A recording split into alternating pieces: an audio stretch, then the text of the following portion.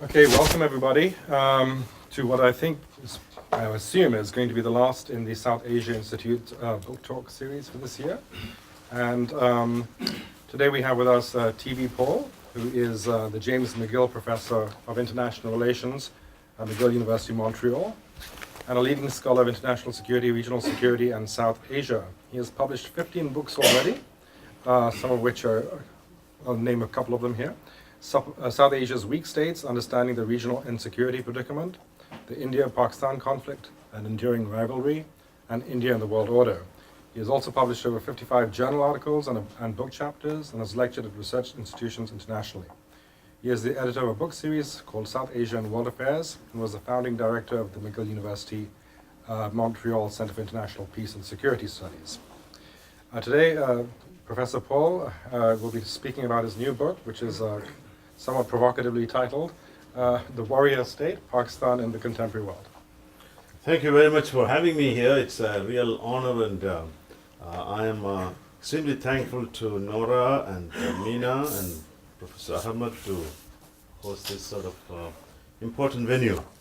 My book is, although it may be provocatively titled, as you said, it's mostly for commercial reasons. My original title was War and State Making in the Comparative Perspective. Pakistan in Comparative Perspective was the title, but my editor said that it will sell about 20 to 30 copies. So he ended up changing it. And I don't think it's a bad title, but anyway, we can talk about it. The starting point of my presentation is about Pakistan as an important country, a pivotal state. It is something like 185 million people, sixth largest country today. It is going to become 300 million by 2050. It will become fourth largest. And peace between Pakistan and its neighbors and peace within Pakistan obviously are becoming very crucial for not only for the regional security order, but for international security. Now, you must have seen the flurry of books coming out on Pakistan. Suddenly, journalists are all writing a lot of very interesting new books. You must have seen Haqqani's Magnificent Delusions, Carolata, Gauls, The Wrong Enemy, etc. And when I read those books as a scholar, my mind goes that why is that nobody has really explained this country? Why is it the way it is?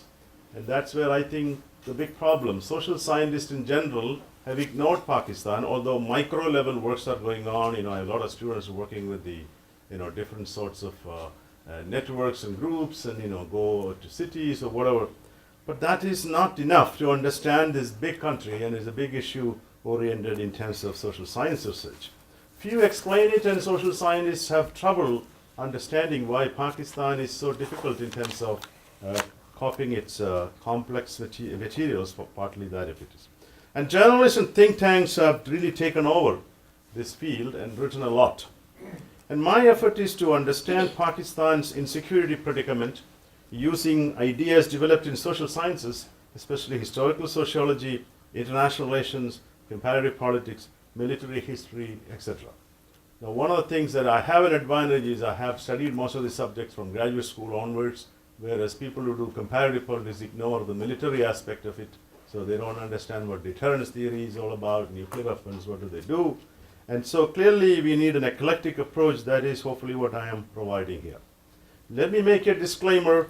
I am not trying to use this as an opportunity to put Pakistan in bad light. My effort is not to take side on the India-Pakistan conflict. My objective is, as a social science researcher, try to understand a puzzle which has tremendous policy implications. And so please keep that in mind. Whatever I'm going to say is, my interest is to diagnose what I think is the long-term causes of complications that we understand as we see in Pakistan. My starting point is the European experience. I was actually got into this topic after I was doing that South Asia's Weak States. I was reading the works of Charles Tilly, a famous historical sociologist who has a lot of interesting works on war and state making and in the European context. And here, this influential school of thought that Tilly headed argues that war is a cause, or at least one of the main causes for the formation of nation states, their strengthening and cohesiveness over a period of time. So Tilly made this famous statement, war made the state and state made war. course, this occurred in a multi-stage process in the European context: elimination of external rivals, suppression of internal enemies, extraction of resources, strengthening of states happened, and they managed to make agreements with their domestic power holders. Now, it doesn't mean that all European states became strong through war making. Indeed, many collapsed. If you look at the map of Europe from 1400, 1500 to today, you will see the map change quite a bit. And indeed, many big powers, big states that were big warrior states ended up dysfunctional. Byzantium, Burgundy, Austria-Hungary, Soviet Union, and the last two were great powers, empires. Now, people have applied this to the developing world, and of course, Tilly himself was very reluctant to do that, saying that the European condition is different. But he, obviously, his successors, the Tillian school, very passionately they argue against each other, and argued that this has applications for the developing world. Jeffrey Herbst, who did work on Africa, argued that African states never became strong because they didn't engage in wars of conquest. They had a lot of vacant land, and they devoted their time in their capital cities. McGill Centeno argues the relative weakness of Latin American states was due to their incapacity to wage big wars, and they could not prevent internal wars as a result. I find problems with this sort of argument, the circularity problem, essentially implying that the original weakness did not allow the states to wage big wars, which in turn caused these countries to remain weak. Then there is an assumed positive correlation between war and state formation and state strengthening. Here, I think the biggest problem is this is not necessarily true. We have examples of states that became basically very weak as a result of their victory. And I have case of France after World War I and Britain after World War II. Both became weak or less powerful as a result of the war they won. So my starting point here is that since World War II especially, the war making has become even more counterproductive for state capacity. An excessive focus on war making, as they call it, can really destroy a state, even a superpower. That's the example of the Soviet Union. State building is depending quite a bit on integrative power of the state, not the coercive capacity of the state, and the willingness of the elite to invest in its people. And so those countries that faced immense conflict, especially rivalry with stronger powers, made it in the modern world if they became trading states or developmental states. And they focused on internal development and external trade. And so that's sort of my starting point. And then I go into Pakistan.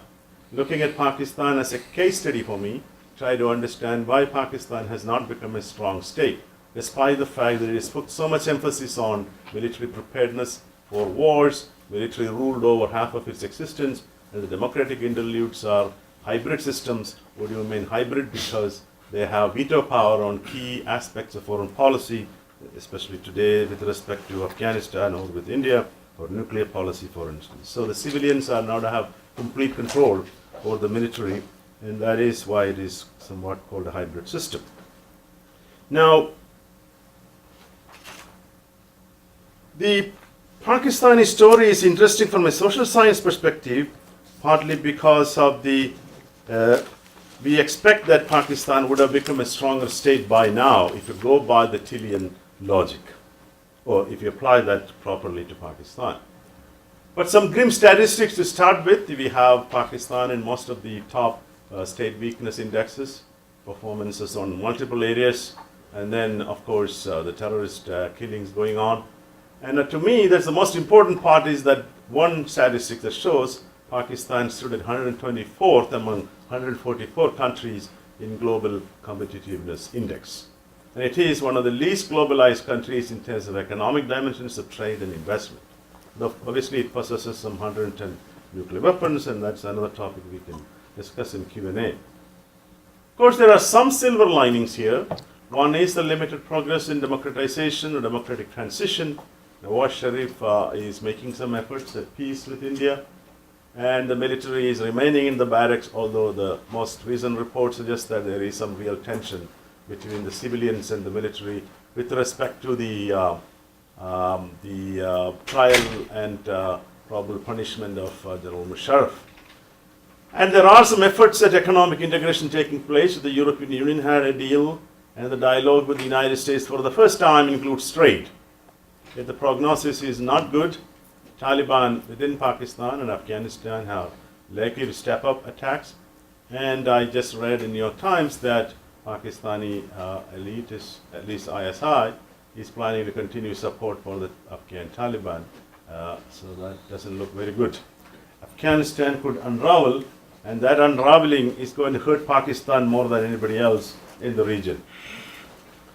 But despite all this, my interest is more academic, with a high policy relevance. Why Pakistan has remained weak, and what explains the elite's inability to transform this country, which had enormous potential, especially in the 1950s and 60s. Pakistan was considered as a very successful model. There is a study of, there's some report I read, the South Korean planners used to visit Karachi to figure out how to run a city.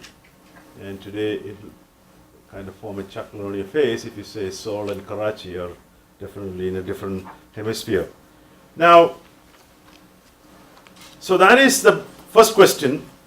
And the second question is, why haven't this elite changed? If you run a country or a company, if you're not making profit, you realize that you need to change your strategy. Otherwise, your company will go bankrupt. Countries don't go bankrupt. That's the big problem. Countries survive, and survive in a fashion that need not bring either prosperity or security. Now, I'm trying to do an eclectic approach here. I know structure matters, and many Pakistani scholars and writers would argue it's all the problem coming out of structural variables or outside factors.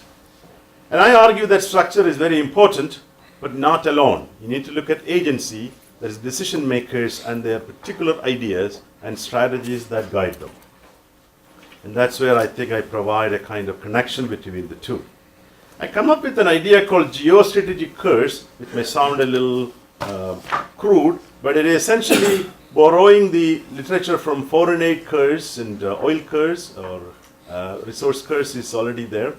Trying to understand that if a country gains too much out of its position in the world, rents for being valuable to great power allies, the elite may not have much long-term investment or interest in investing in institution building, land reforms, or economic developments, because the external donors will come to the rescue whenever the country faces deep economic crisis, which are actually the occasions to transform policies. As we know in the 91 India case, it was that $1 billion they had to take gold from the Reserve Bank of India to London, rather humiliating experience to pay the debt for a day. And that really caused the major transformation in their economic policy. Not very successful, but at times one wonders if without that change, where India would have been a basket case in many ways. So this is sort of the idea that I am developing here, arguing that Pakistan has been a major player in the great power competition conflict.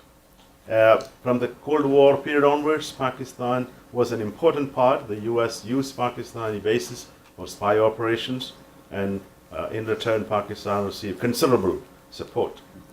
In the 1980s, Pakistan once again became very important for weapons and supplies to Afghan resistance, and then since 9/11, a third big event. In between there are Saudi Arabian, quite a few other things are happening. China, Saudi Arabia, countries all providing support for geopolitical participation or contribution. So internal extraction has happened in the East Asian example, or European extraction, European experience did not happen in Pakistan. And international trade was very, very low for the Pakistani case, except for a brief period I mentioned during Ayub Khan's period. And so this problem of resource curse is a big topic in international comparative politics and development. And these are all the pathologies that come out of this problem of gaining source of one's national wealth through one source, main source, in terms of its survival. And it can adversely affect democratic development, encourages authoritarianism, and hinders the development of a strong middle class, and encourages patron-client relationships, and no long-term investment in productive sectors because the allies will bail you out.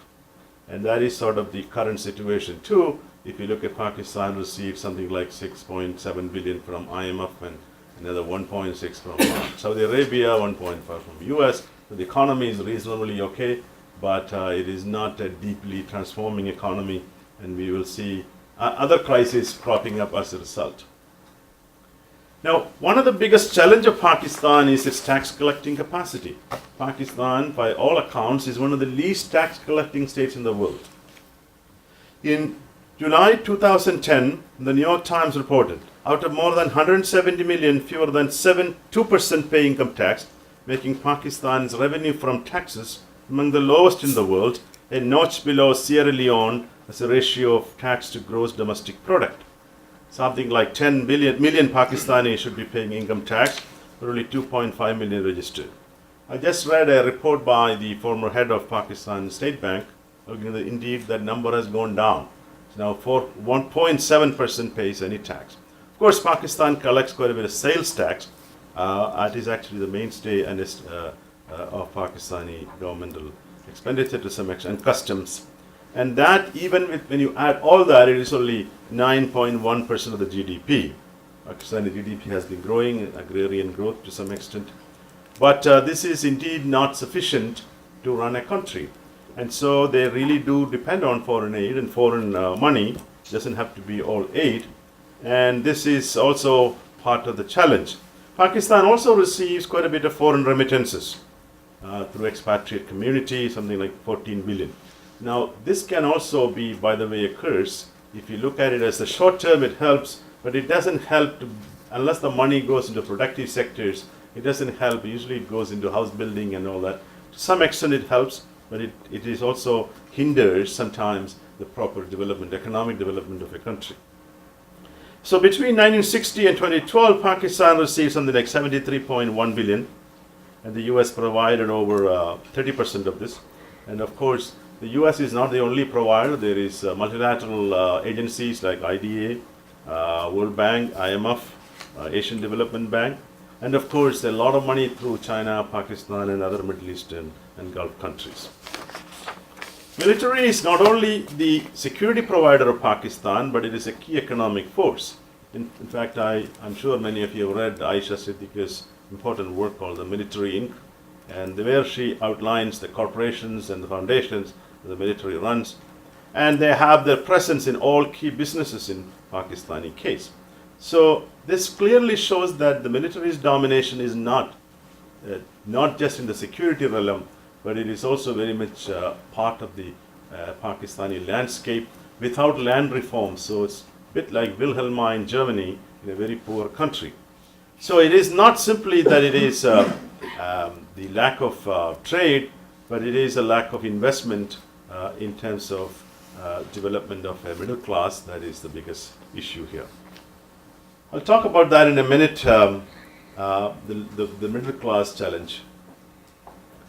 I argue that you need to look at the ideas and strategies that an elite holds. This applies to any country, by the way, including the United States. As shared beliefs, how they provide a certain causal roadmap in affecting their strategies, and they create institutions that shape agendas and outcomes. They can put blinders on people, reducing the number of alternatives. It's very clear that ideas are very important. We often neglect ideas or strategies and where they come from, what is the historical roots of these ideas, to understand countries' foreign policy or domestic policy behavior. And indeed, in Pakistani case, it is very important to look at what the ideas are, where they come from, and I discuss quite a bit that in the book. The dominant ideas are in international relations we call a national security state with Thomas Hobbesian worldview. It is a realist world, realpolitik. I call it actually hyper-realpolitik, which essentially arguing that the country needs a strong national security state based on military power. It's a realist world, a self-help system, relative gains matter. National security means territorial security, which acquires a dominant position among all other goals. Trade and economic welfare are secondary, only to help the national security state. Extreme conflict is the nature of interstate politics, and the preservation of the state from predatory adversaries is its primary function. So there is no room for Lockean ideas, that is, rivalry exists, but unlimited violence is not necessarily the case, or the ultimate evolution of Kantian ideas, settlement of conflict without war, are not in that particular mindset. I'm relying on Stephen Cohen's important work, The Idea of Pakistan, where he argues that Pakistani elite is something like 500 odd decision makers. Of course, they change, but they all carry a certain kind of operational code that have undergone some changes, but not necessarily deep-rooted changes. Armed forces are the model for Pakistani society as a whole, and I'm actually quoting his word, as they are selfless, disciplined, obedient, and competent. Deep-rooted social or economic reforms, including land reforms and universal literacy, are too risky for a state that was already unstable and pressed from the outside by dangerous enemies. Many of these ideas are drawn from British colonial period, colonial ideas. By the way, Indian strategic thinking also is heavily influenced by colonial understanding about borders, especially with the Chinese border especially. And this idea of vassal state, keeping Afghanistan as a vassal, as a weak state, having strategic depth, all these are changing a little bit here and there, but the deep-rooted ideas are British contributions. And we are suffering as a result of these dated ideas or elite in South Asia, tightly holding on to. So conflict with India is natural. The India challenge is a big one because of the size differential, but you can bridge that through clever strategy, alliances with great powers, and of course weapon systems that include nuclear weapons. And therefore that is the incentive to keep a kind of parity. We need nuclear weapons, and more than India today, by the way, which people don't realize. But I go into this strategic parity, that's sort of the power differential, material capabilities between these two antagonists. And you see 1 to 7 on many parameters, especially since Bangladesh was bifurcated. I look at this concept where I'm sure Professor Ahmed will have something to say about it. The strategic parity concept, I argue it's deeply rooted in South Asia's history, and it has to be looked into the civilizational aspect of it. And I argue that this is neglected. We look at it mostly as a military competition. It is not. It is much more than that. The reason why I'm saying is that this has to be traced to the demand of a separate Muslim homeland to regain the lost power of the Muslim minority and the conceptual inheritance of the Mughal Empire. The Mughal Empire, as you know, this really challenges our notion of what a region is like. Came from Uzbekistan, Babur came from today's Uzbekistan, Central Asia, and then all the way down. And except southernmost part were not conquered. And this empire was a crowning success to some extent, that it was perhaps more progressive. Some of its emperors were really progressive. High culture, literature, art, everything. And they contributed immensely to South Asia's history and culture, everything. One of their greatness was that they came from outside, but they became part of South Asia. They were unlike British. The British came and treated the South Asians differently, because I don't think they ever wanted to settle down there permanently, although some probably wanted. But the Mughals became part of it. That's why in the historiography today, you don't talk about the Mughals as foreigners, surprisingly. And of course, it is an interesting example. So for 1,000 years, Muslim rule was the dominant rulers of South Asia. And what happened, the big changing event was the 1857 revolt. The first independence war, as the Indians and the Pakistanis call them.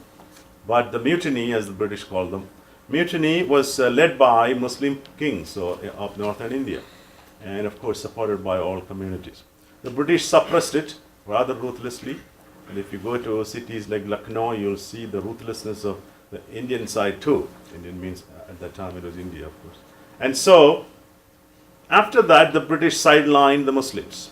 They were rulers of the subcontinent. And since then, the upper caste Hindus were promoted in that discourse. And this is the context in which Muhammad Ali Jinnah, the Muslim League, is demanding parity, religious parity with the Congress party, which was unwilling to give that because the Congress was proclaiming that we can take care of, in a secular state, your interest as well.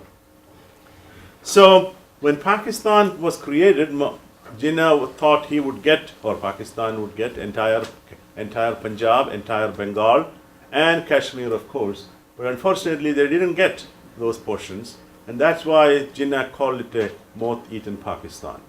And Pakistan was not given what it was due to it. That is what India offered initially. It took quite a bit of struggle, including Mahatma Gandhi going on a fast unto death, if you may recall.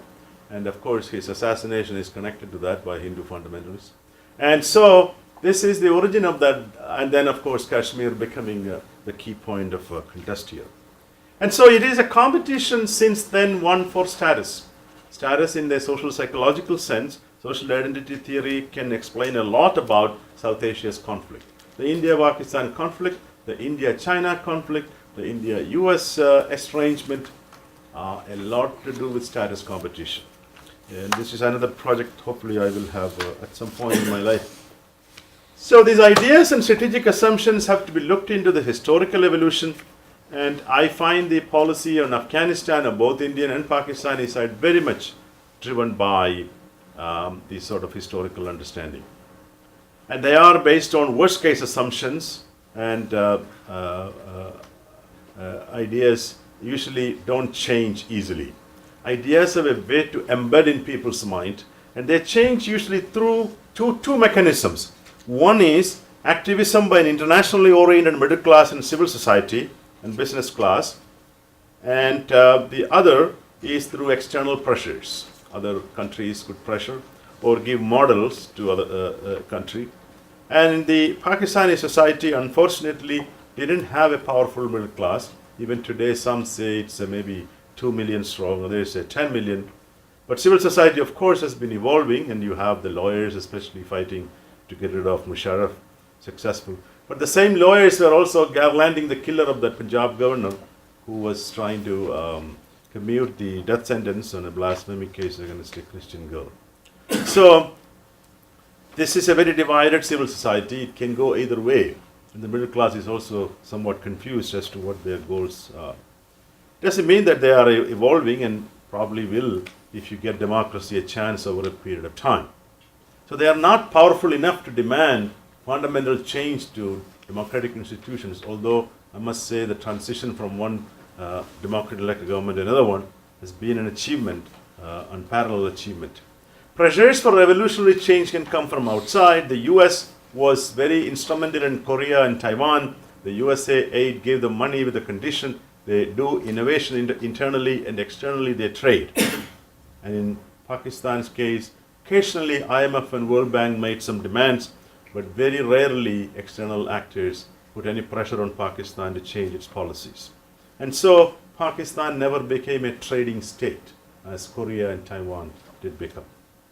And that is the biggest drawback from my point of view. Pakistan did not use the two Afghan wars and Cold War period up to a point it did for its benefit to become more connected to the Western trading world.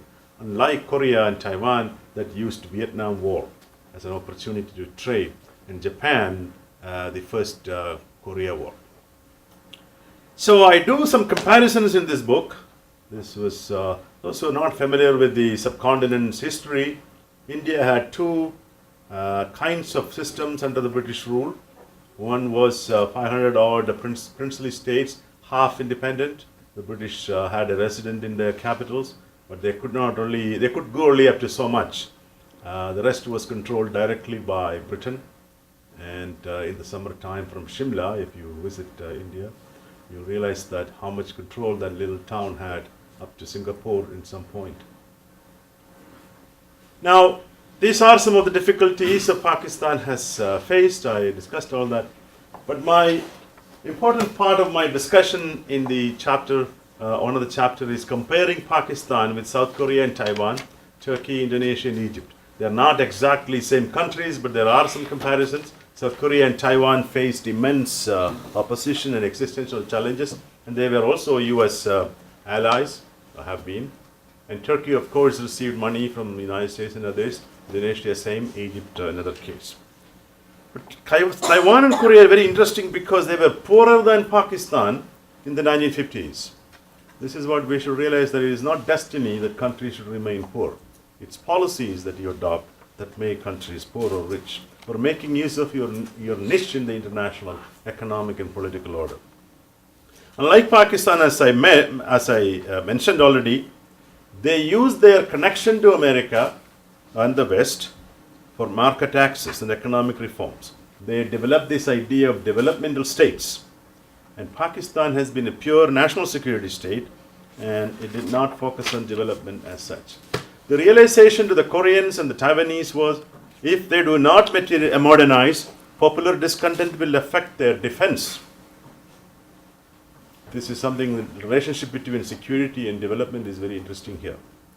There is a study, Metternich is the one who started modern welfare state.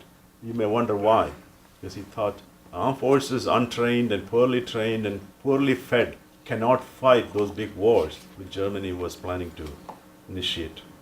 So there is a connection to whatever we think, it's not because of popular demand, but making people happy to fight the big wars. So here there are some differences. One is the Japanese colonialism, despite all its brutality, was indeed a developmental colonialism. They're the best developers. If you look at Manchuria, but they're very brutal though.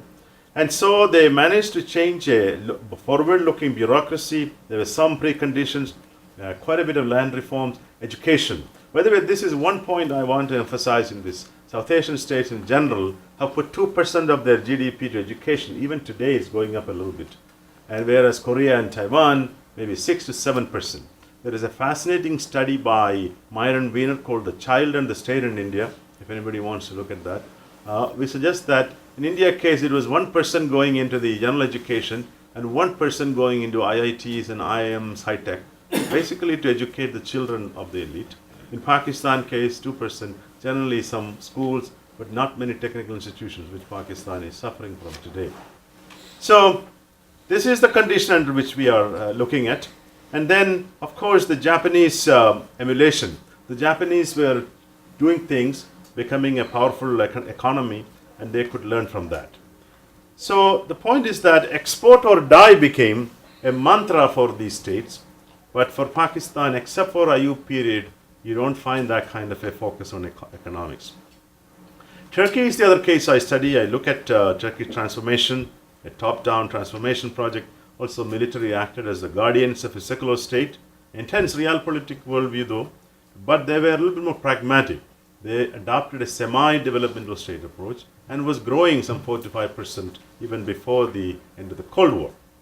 And so they embraced modernity and secularism under heavy repression, and that 4 military coups were happening there too, repressive policies toward the Kurds, and of course the conflict with Cyprus, with Greece.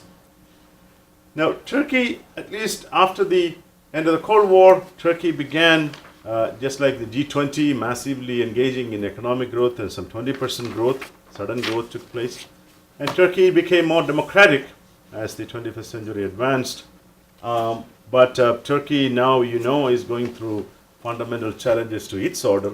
The AKP party trying to control media and muscling the democratic spirit. So big worry whether Turkey will follow Pakistan to some extent. Indonesia, I think, is perhaps the most interesting country, and it disproves many theories that Muslim countries cannot become democratic. This country proves you can form real democracy in a Muslim country. It had a lot of internal conflicts. Armed forces were in control, but it has been a successful transformation, except the fact that there is deep-rooted corruption and occasional violence, you notice. They got out of East Timor. They got out of the conflict with Aceh. Of course, a tsunami was needed. And of course, they didn't have a big rivalry. That's a big thing. Mild secular policy under the Pancasila principle. And successive elected governments successfully restrained the military. This is what I want to compare. But the military wanted to control, just like in Pakistan, the Indonesian government. But the civilians were so adamant, they supportive. Actually, they have a bigger middle class. That's another thing. And the civilians successfully tamed the military, as far as we know, and they engaged in a kind of pro-growth policy. And after the Bali bombing of 2002, they have also said goodbye to terrorism, suppressing terrorist groups.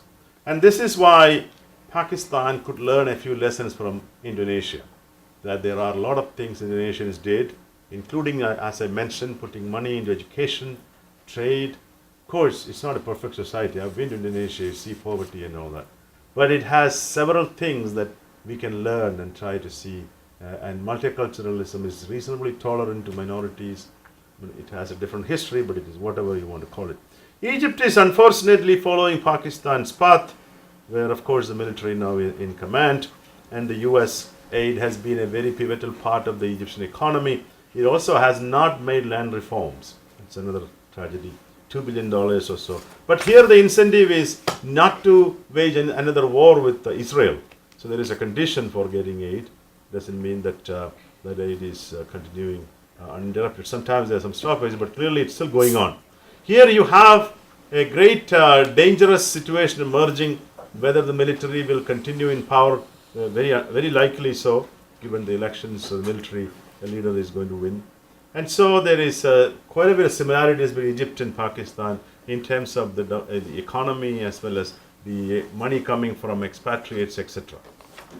Given the shortage of my time, I'm going to spend the next 2-3 minutes trying to come up with some concluding remarks. War and state building today. There is this criticism I often get. Pakistan had been in existence for 66 years, the Europeans 400 to 500 years. And I argue that in modern times, the time element is compressed.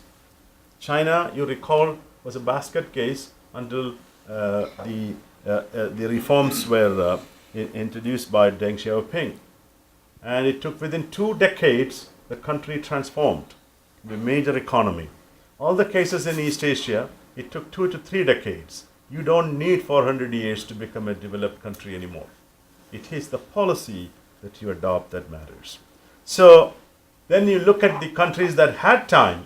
Latin American countries, 150 years of existence, most of them haven't become stronger or more economically successful. So time is no guarantee, and it is not linear. You can go the other way. And so contemporary national security states needed to adopt a trading and developmental state approach to become stronger. China, as I mentioned, without the reforms would still be a basket case. India, without whatever little reforms they did, would still be a basket case. And it is clear that it is these pivotal moments when the elite makes it in transformative social engineering that really is needed. Security is not just border security, but it is also security internally. Large-scale war making, the European states are no longer available. Pakistan has not benefited from war preparation because it has not been a developmental state. Pakistan has not allowed or encouraged its younger generation to globalize and benefit from economic liberalization, as has been the case of China, to some extent India. They are not given the necessary education, especially in science and technology. Pakistan has missed out the post-war, post-Cold War era economic boom, especially the benefits of globalization associated with greater international trade, investment and mobility of workforce. None of the crises Pakistan faced was strong enough to move the society into a different pathway. So I argue that Pakistan needs major transformation in both its environment as well as in the ideas that the elite is carrying on, including the ideas of the expatriate community. I know some of you are sitting here and you can play a big role in changing the mindset of ideas. You cannot wait for all your territorial disputes to be settled to start a developmental project. You cannot wait for all your enemies to give concessions, because Pakistan has no ability to force them, and even if you get everything, there's no guarantee country will change into a democratic or a developmental state. One can do both. I'm not arguing Pakistan give up its territorial disputes. I think they will not. But the point is that you can do both, as India and China, by the way, have a big trading relationship going on. The US definitely can play some role here. It has to include development and economic development as part of its strategy with Pakistan, and that should include Afghanistan too. China is another big player here. It should focus on infrastructure, preferential treatment of trade, etc. India should avoid securitizing more water disputes, repressive policies in Kashmir, and I do worry a little bit Mr. Modi's talk about polarizing communal policies. We can talk about it later. So my conclusion is that Pakistani media and leading commentators are writing more on the need for economic approach and changing the dynamics in the country. Official discourse reflects some rethinking. but it is very difficult to predict the trajectory of Pakistan. One thing is clear, Pakistan's trajectory will be a key determinant as to whether we get peace and stability for some 2 billion South Asians and also for global security for years to come. So I'll stop there and open up. The book has a lot more in it.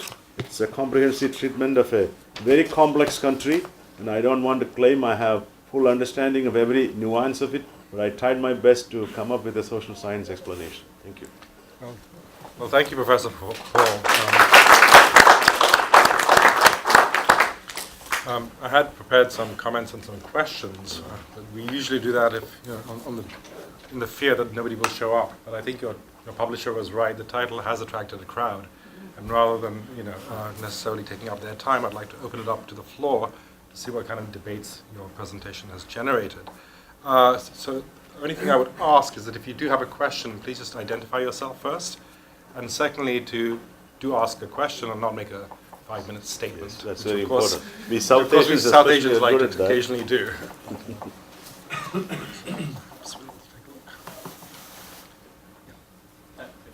name is Asad, student of the Divinity School.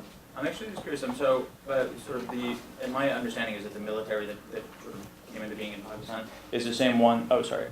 As the sort of one that was in British India. My understanding is it was effectively the same military. I'm curious though why the sort of in the Indian context they were able to sort of stay out of politics and to not intervene, and why the opposite is sort of the case in Pakistan.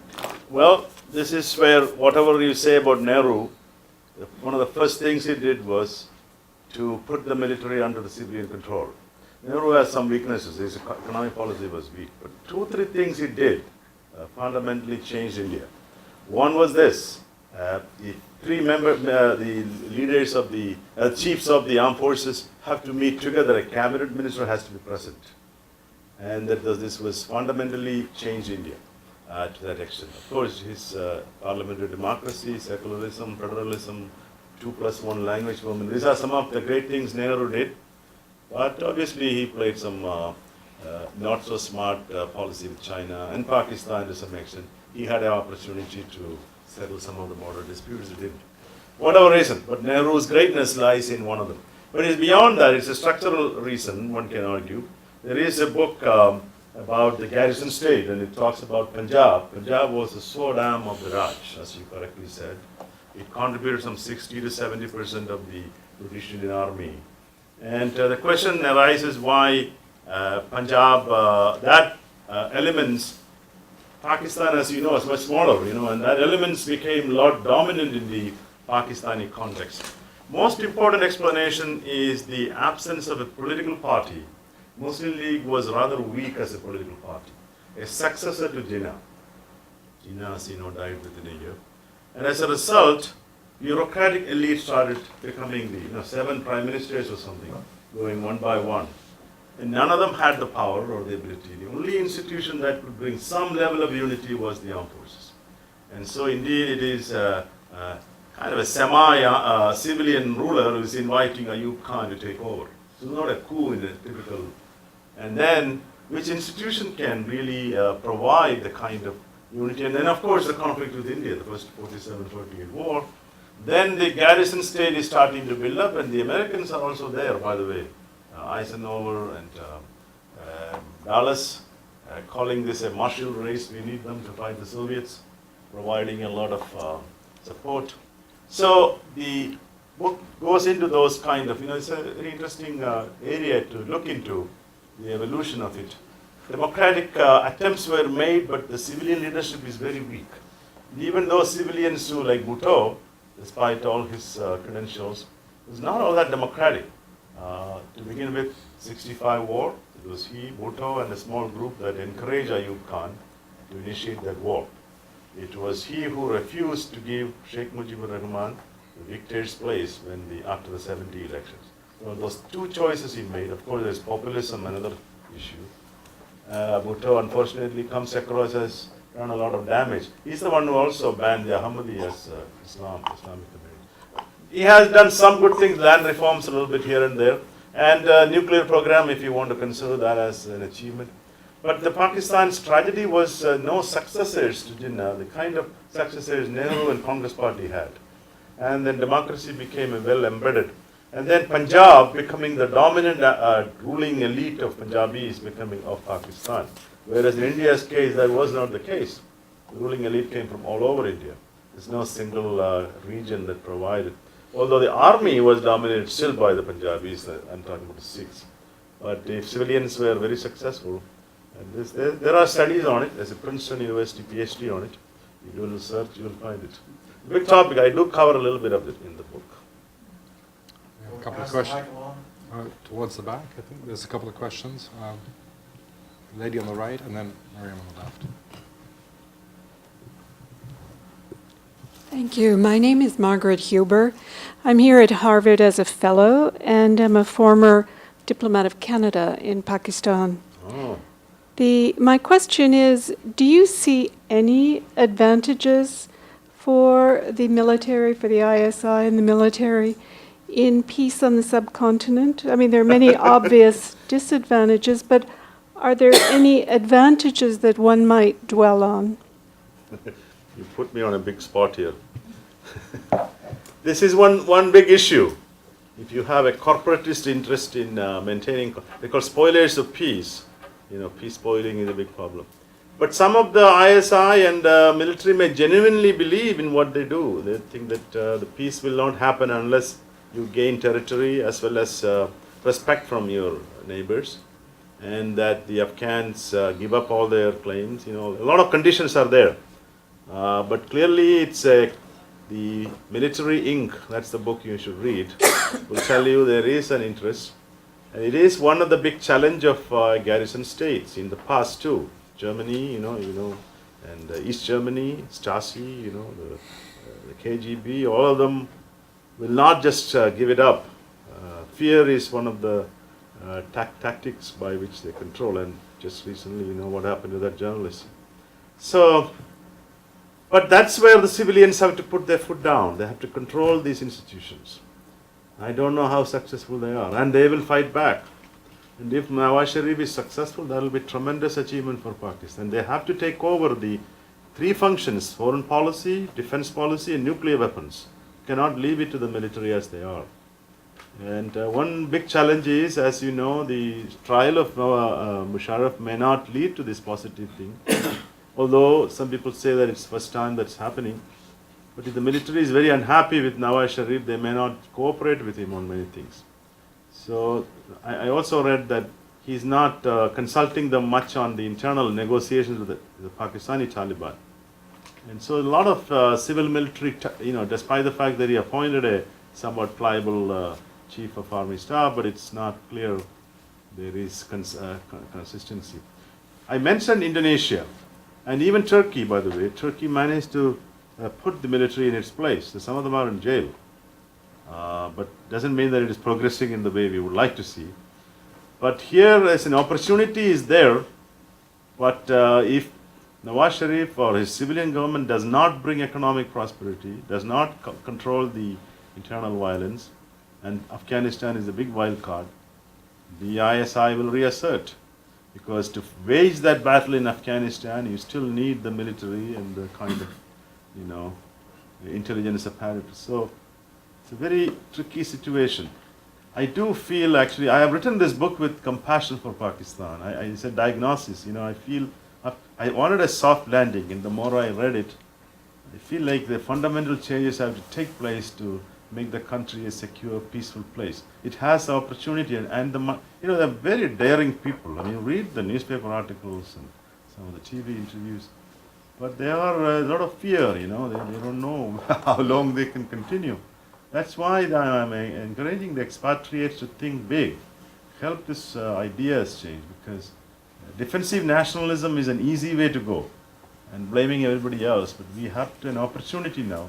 The civilians have an opportunity. So if they succeed, that may work, but it may not be easy. Yeah, Mariam.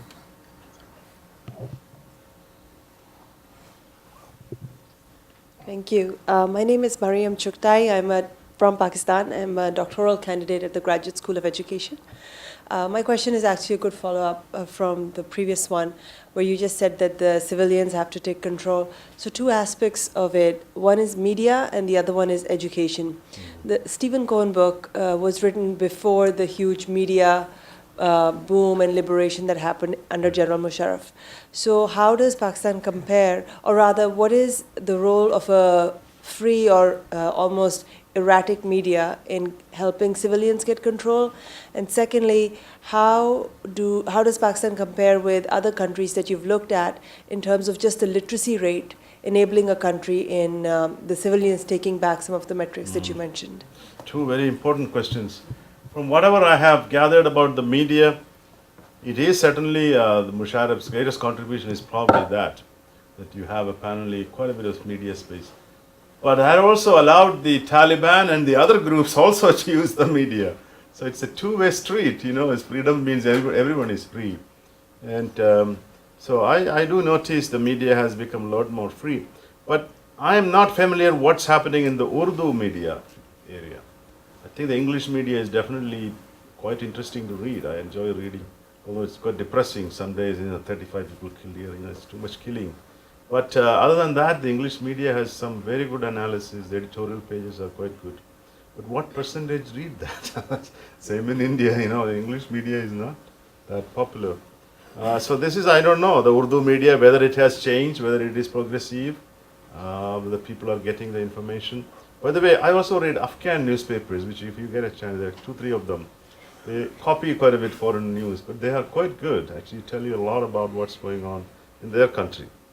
So I don't know the media's release, is it progressive or not? It definitely helped getting rid of Musharraf regime and the electoral politics of Pakistan. But we have to see whether the media can remain free if there is so much threat. I heard 40 journalists were killed last year alone. And so how can anybody write about things if their life is under threat? Compare with the literacy, again, fundamental challenge to Pakistan. Pakistan has not put the money into education. And the US and all its allies should have done by now a lot more. Pakistan has ghost schools, as you know, and the madrasas fill a lot of it. They're starting to improve, and then the curriculum. The curriculum, as far as I know, the Jinnah Institute has a fantastic web page on it. If you go and big reports, curriculum reforms, I don't know how much of you may be able to shed light on it, have they done. But reading some of the history books, they call it as if South Asian history started in 10,037 AD. It's a very depressing scene to read that kind of historical distortions. And the eclectic nature of the contribution by all religions, including Muslim religions and the minority groups, and Sufism, etc., is sort of neglected in today's discourse. So curriculum reform you need, but technical education. This is where I think Pakistan has failed, even compared to other South Asian states. Pakistan, I don't think, has many technical schools. It probably has a few, but it should probably start 100 engineering colleges straight away and try to bring some expatriates, and then change the liberal arts curriculum too. History is very important. Of course, these are all difficult things to do, but without some change of mindset of people, to become part of the global economic arena, where are they heading? This is a big worry. The youth bulge is big for Pakistan, and they deserve jobs in the global marketplace, and they won't get that, and Pakistan's economy will not absorb them. So this is why you have a real tinderbox. I think education is the key for all South Asian countries. Countries with human resource endowment, education is the key. So you need to spend 20% of your GDP on education, not on nuclear weapons. Of course, some weapons are necessary, I guess, for right now. So the priorities of the elite, that's very important. So I think if you look at South Asia as the reason why this region has not progressed is because we didn't put enough money into education, primary, basic, as well as advanced level. We have some elite institutions in India, but that is only a certain segment of the Indian population has benefited. It is actually spreading in India. By the way, that's one thing the Indian states are taking. They've started a lot of engineering colleges. As a result, many come, maybe 10% come out of those colleges and become workforce. So that part is not done in Pakistan as much. Maybe it will happen. good questions. You have a question behind us first? No, I don't need a microphone. You have a Actually, microphone. We have one question microphones on the aggravate my heart. Actually, there's two things I noticed in your talk that, actually, there are more omissions. One, I did not hear you talk about the Iran factor, about Pakistan. People forget you have Iran was forced to give up Baluchistan to the British. Iran's been involved in conservation efforts in Gwedak. And also, you don't forget, Safavids and the Mughals have common ancestors in Amir Timur. And Iran still is a factor in Pakistani affairs. And the other thing I noticed were some mistakes when quoting Austrian and German history. As a matter of fact, it was Bismarck that created the welfare state, not Metternich. So I was curious. No, I think I meant Bismarck. It must be a mistake. Yeah, but Metternich was the one who started the foreign interventions. Right, Bismarck. Bismarck, yes, I'm sorry. Two talks today, so So I was I'm forgetting. So I was curious as to your sources on both. They are all there. Get the book. I don't have much of a talk about Iran here. I don't think it's a big player as you are trying to suggest here. Balochistan has its own internal issues. That's another conflict that Pakistan could have managed much better. The reason why I'm saying is that here is a province that produces Pakistan's gas, energy, etc. And unfortunately, this is a problem in South Asia. This is what I meant by it's not coercive force that is needed in provinces, in India's case, the Naxal hit areas or northeast, development that is needed. This province has been kind of, they're drawing their resources, they naturally feel neglected, and they fight back. Now there is a lot of movements that demanding separation, and that generates a counter intense hostility towards them, and there is a lot of unnecessary killing going on there. And so Balochistan is like Aceh I mentioned. Indonesians had the same thing. They did the same approach, but they managed to reconcile that. So reconciliation, truth and reconciliation is needed for Balochistan. I don't know who will build the cat. It's very difficult to know which group in Pakistan has any sympathy for them, because they do have some terrorism there, internal terrorism. But this conflict could have been settled by giving them a portion of their wealth and also giving them more developmental funds and making them part of the Pakistani national project. And there's the understanding is the Punjabi elite controls the country, and then they try to come and settle there, and a lot of issues relating to development there. So I do think that the Iranians are not that mischievous in their relationship. Occasionally they have some conflict here and there.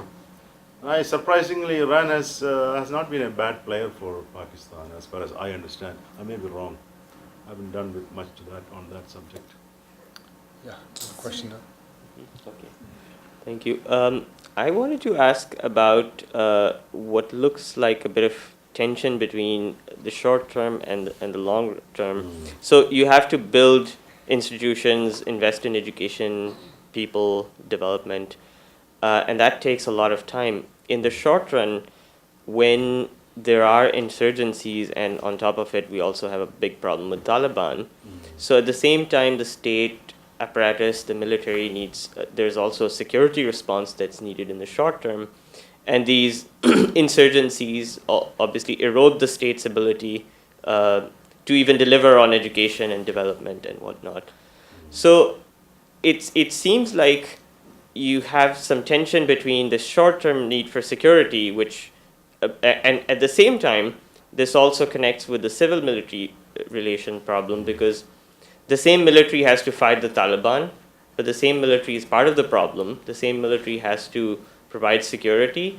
So when we criticize the military, when we speak against it, when we condemn the military, on one hand, we need to do it because it needs to be held accountable, because it's part of the problem. But at the same time, it's the same military that has to provide security.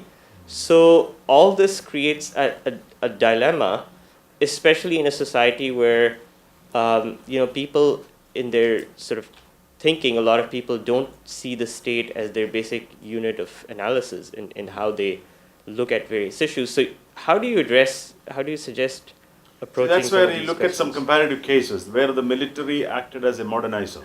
Mm-hmm. Chile under Allende, ruthless. Right. But look at the development approach. Same Indonesian military. So Sukarno and Sukarno, both were reasonably development oriented. Unfortunately, the Pakistani military is into these short-term things. You're absolutely right. And short-term tactical victories with India too, by the way. All these conflicts with the idea of gaining little thing here and there. But no strategic vision, big vision. And so that's where the military has to change its policies. It has to give up some of these tactics that it plays. Whether in Kashmir, I mean, I'm not saying give up the conflict, or in Afghanistan. The Afghanistan one is really mind-boggling for anybody from outside. This is an idea that a weak Afghanistan is good for us. Not really. Weak Afghanistan is the #1 reason why you have Taliban already in Pakistan. So that strategy is not just a short-term thing, it's a long-term convoluted idea about how to achieve security. So first of all, give up that idea, try to have a regional agreement on keeping Afghanistan as an independent state. Of course, there will be some concession by Afghanistan, especially on the Pashtun, separatism and all that. But somehow, these kind of short-term goals really collide with the long-term goals of the country. And I think that's where mindsets have to change. The military should act as a modernizer. They should start thinking about what else is needed to create long-term security. And that's where the problem of extraction and all that coming into. Military should stop taking land as a retirement gift. You know that, no? The land grabbing that's going on. That's a sign of a fundamentally garrison state. So the military has to be modernizing and thinking of the country and say, we are going to do some land reforms. First of all, let us start with ourselves. Let us not take 300 acres when I don't know the number, when we retire the top brass. And that lifestyle of the real aristocratic feudal lifestyle, that all has to go. That is how you love your country. You give up some of this. And in a way, that can happen only if there is some demand. And I think that may happen. You mentioned about short-term versus, I think simultaneously you are waging internal war, simultaneously think of a grand economic strategy, Think about setting up some 20, 30 special economics, or the Chinese are already there, they bring them in. The UAE and all these Gulf countries could somehow, provide security, concentrated security. Open up with India, that's one thing Pakistan could benefit in the long run, not necessarily short run. And create some constituencies for peace. Because as we know, trade, interdependency, sometimes create stakeholders who want to talk about peace, not war. And right now we have very little stakeholders who are seeking peace. The civil society doesn't engage. So all these are big thinking in terms of looking at other countries and societies under military or somewhat similar situations, make changes. And Pakistan has to change, and change comes with ideas. But what do you really want in the modern world? Is it development, welfare, or is it territorial security, or is it honor, ijat, or whatever you want to call it? Right. But people get respect if, I made this point this morning also, Pakistan's problem with the US, for instance, is the following. Pakistan is a transactional relationship. It receives money for certain services, such as providing the trucks to go through and all that. Now, you never get full respect if you are an aid recipient. It is the trade that gives people respect. If you and I trade, we are equals. If you are getting money from me for whatever thing you are getting, aid, then you are not going to get the respect. And that makes you mad because you think that you should be getting more respect and honor and all that. And in this case, unlike the Koreans and the Taiwanese, Pakistan has not benefited. And so discussions with the US and every country should include half of the time economic aspects, not just military aspects. I was in a track 2 meeting in Thailand with Pakistani ex-officials and some US officials. And I was asked to comment on a paper on balance of power and stuff like that, deterrence. And the whole discussion was on military to military conduct. And I stupidly asked, how come we don't have a single trade representative in this discussion? And they all stared at me and why dare you talk? Because our security problem is so dire, we cannot talk about trade. This is the most important thing of the day. But to link it up, as I said, security and economics are so tied in modern days. Economics can solve many of the security problems and vice versa to some extent. So we need to think creatively, even while facing these challenges. What else can be done to create a modern economy That would include investing in education, technical education, and encouraging the youngsters to become more modernizers, of the society. So I don't have a full answer to your big. I mean, you raised a very important question. There were a couple more questions. Just pass them out this way. Thank you. I'm Dr. Ahmed from the Weatherhead Center. Which center? Weatherhead Center for International Affairs. Let's take a look at the counter narrative of all that you've said. It's a country, Pakistan, and it is somehow, by predicament or history, it confronts 1/6 of the world. Relationship with India, 1948 onwards, a powerful supernova encroaching upon Pakistan, taken away Junagadh and Amanabad, taken away Hyderabad, taken away Bangladesh through that war, Kashmir, Siachen, Sar Creek, now continuously, systematically choking the water supply of Pakistan. Dam after dam, there's no way out for Pakistan. War is inevitable in another decade. Look at it from this point. Let me complete, sir, because it's a counter narrative. I'm afraid I'll have to waste some time. You may want to Not make too it much short, time. though. Try and make it short. In this situation, it's a country which has to survive against a superpower. Open the trade with India, everything will be fine. No, India will drink you away. Merely the Birlas and Tatas could purchase the city of Lahore overnight. That's why we separated from India. The Indian businessman's might, which took away the agricultural lands on the basis of interest rate. My argument is that the factor that we have not counted here is the Taliban, the factor of an Islamic renaissance. You like it, you hate it. If you look at the genesis of sectarianism in Pakistan, it is from the lower middle genre of shopkeepers. It's a crescent-shaped genesis, if you study that area, which does not include Lahore. It goes into South Punjab from North Punjab, and that has a future in itself. It's against the injustices, against the problems of that country, in which we are forced to have a strong military to stand up against India, and to survive that military has to sell itself. And sky is the limit. There are newer and newer areas where Pakistan, the status as a security state, is needed. Saudi is the next client, Syria is yet another area. And there will be many more areas. So, Giving a jargon on education, improve education, leave military, and that will not remove the insecurity of a country pitted against a supernova. I did not say it will remove the insecurity, by the way. Just look at Korea and Taiwan, they're still very insecure states, but they became more internally developed. You made a lot of, actually, your narrative is confused, let me put it that way. To begin with, I agree to the extent that I discussed that the difficulty to gain the territorial settlement properly was a big factor.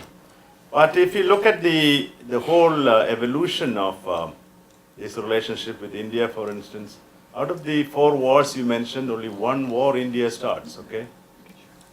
That is 71, a mixed case. Pakistan is not just a witness to all this, it is an initiator, it's a challenger, a revisionist state.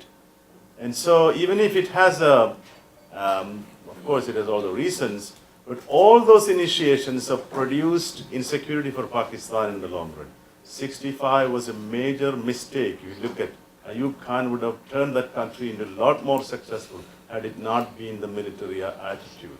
So I am trying to question that this idea that you have, somehow we have this big power outside, until the narrative is the following: until India disintegrates, we are not going to be secure under this scenario you just said.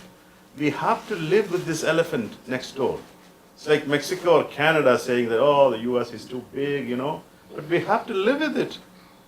unfortunately, India is going nowhere. It's going to get strengthened and strengthened. What are you going to do? Get more nuclear weapons and more? This is a status conflict of the 19th century you're talking about. We have to use the Indian market, Indian approach, whatever you can gain from them, and then hopefully the Indians will give away whatever control they have on Kashmir or whatever settlement. The approach that Pakistan has taken is coercion, pinch, 1,000 cuts, send the non-state actor. You know, has that produced any positive results yet? That's what I meant when I initially started by saying, corporations, you run a corporation, your strategy is not producing results, you start changing. Maybe other strategies are out there. I'm not questioning Pakistan is not insecure. I'm not saying India has done everything superb.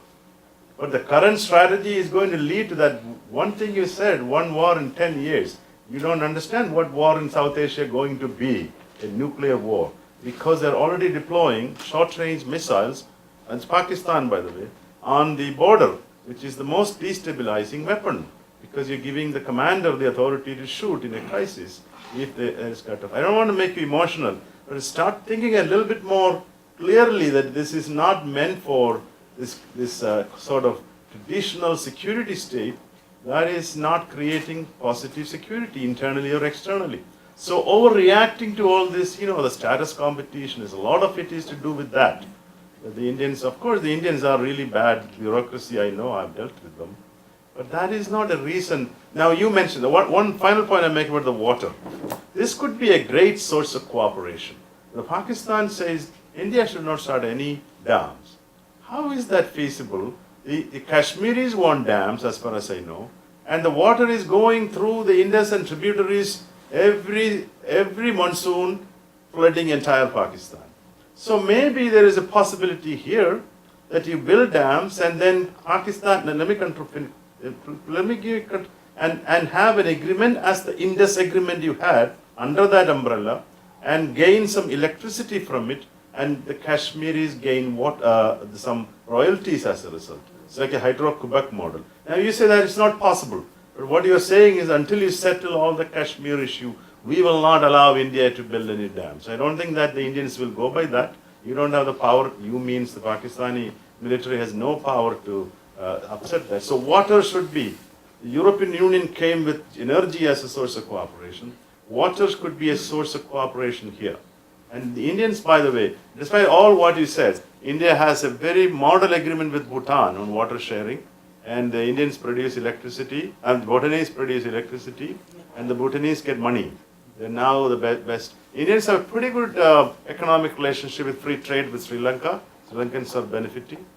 Bangladesh starting to benefit. Nepal to some extent, of course, that relationship. Part of the problem, Pakistan doesn't have much to offer in terms of export items. But your idea that somehow India will come and conquer Lahore is all, I think it's all hyperbole and fear. Fear is itself is the biggest problem here. Let us give the traders a chance. Pakistan has good traders. They will always, they will also offer counter stuff. Once you have this interaction going, maybe there is some hope for peace and growth. I don't see there is no other way out. We cannot remain these atomized entities in a globalized world economy.